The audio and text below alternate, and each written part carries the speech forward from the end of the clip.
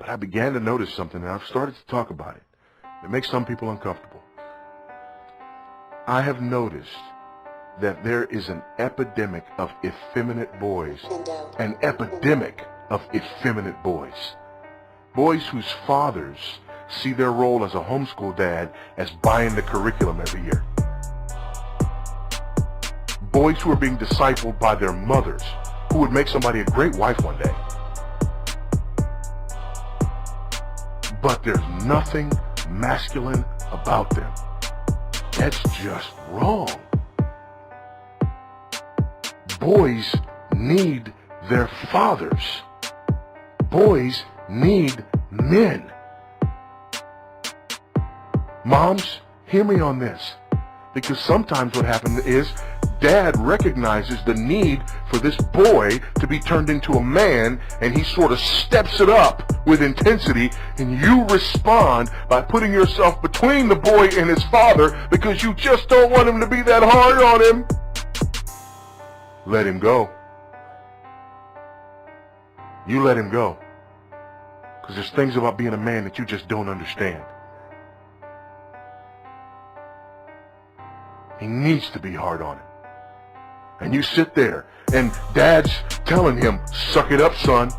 Suck it up, don't you cry. But do I believe that it's wrong for a man to cry? I've been crying all weekend. But there are times when you don't. And there are times when a father says to his son, suck it up, son, don't you cry. Man up. Butch up, Sally. And mom wants to rescue him and say, oh, he's just a boy, to which dad responds, that's right, he's just a boy, but one day he'll be a man, and he'll be the head of a household, and tragedy's going to strike, and everybody's going to look to him, and if he crumbles, his whole family's going to crumble. And now's when he learns that. And from me is where he learns that. Let him learn it. Let him learn it. Let me harden the boy. Please let me do it. Because we need men. And this is the way you make men. I had a lost mother who got this. You know, one of the blessings of my life was when I was a boy.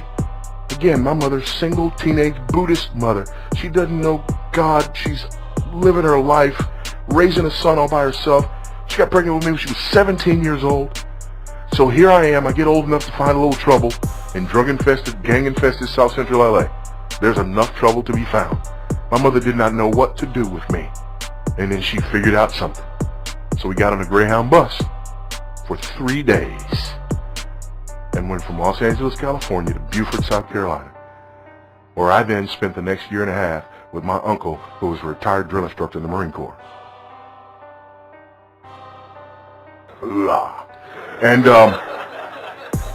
And I got out of trouble. Quick, fast, and in a hurry. I lived with a man for the first time in my life, and it was magnificent. He pushed me. He taught me. My uncle never raised his voice at me. He didn't have to. He was every bit the man. He's the kind of man, when he walks into a room, space reorganizes itself around him. He's that guy. My mama couldn't teach me that.